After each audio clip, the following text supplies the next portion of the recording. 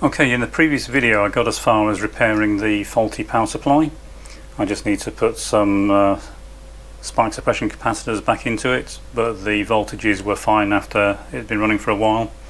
So I've got it hooked up now to the main board.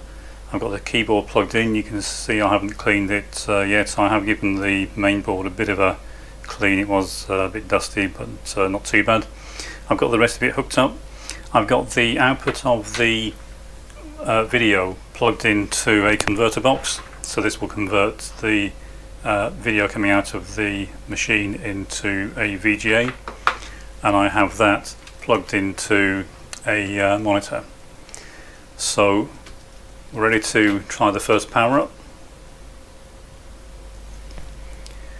I've got the voltmeter on standby so we can test the supply.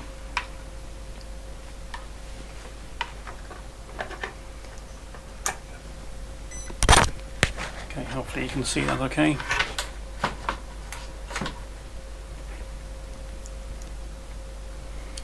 Okay, so we'll try to boot it up. If anything interesting appears on the screen, I'll point the camera in the right direction. Okay, so here we go.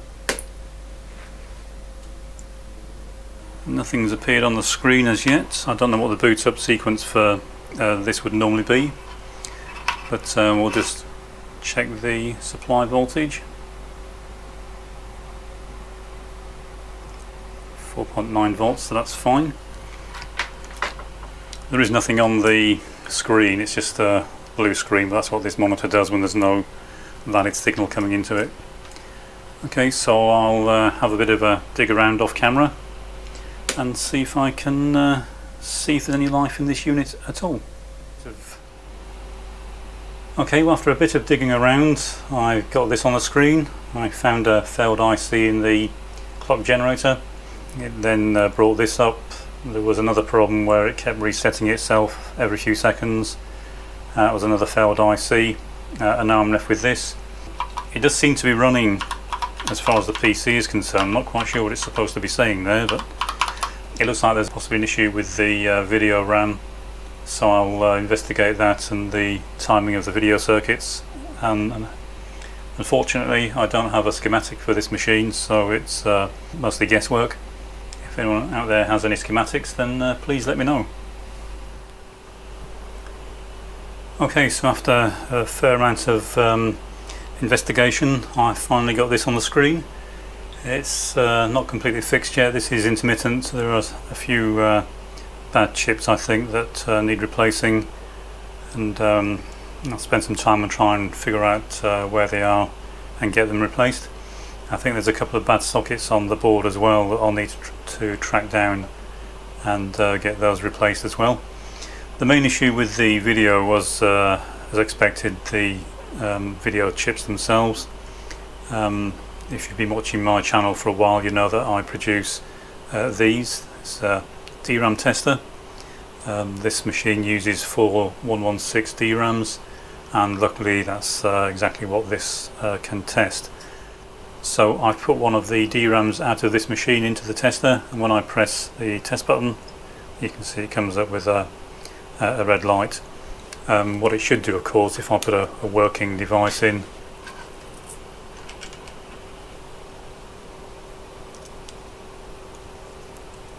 is it should run through and give a green light. So there were 2 or 3 not working. I've replaced those. As I say, I've got this on the screen now, and if I can find some system software, I'll give it a proper run. What I really need to be able to do is run some diagnostics on this and give it a proper thorough testing. But at the moment, whenever I press a key, I just get an error, which I'm assuming is just because there is no operating system running. As I said, this working state is a bit intermittent.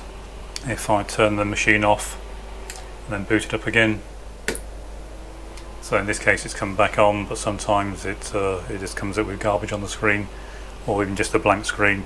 It's getting better as I've found each poor joint or poor IC, then I've replaced that and it's becoming more reliable. It just needs, as I say, a proper thorough testing, and then hopefully it'll be a fully functional machine. I'll need to refurbish the disk drives, get those cleaned out, clean the heads, lubricate them, and then as I say, I'll try and find a copy of the software that runs on this. I believe it runs CP/M, so I might try that first and see if it's standard CP/M that will run on this machine. It kind of depends on the architecture of the way it's been designed, of course. Okay, that's it for this video. In the next one, hopefully you'll have some software running. Any advice, comments, as ever, please leave a comment.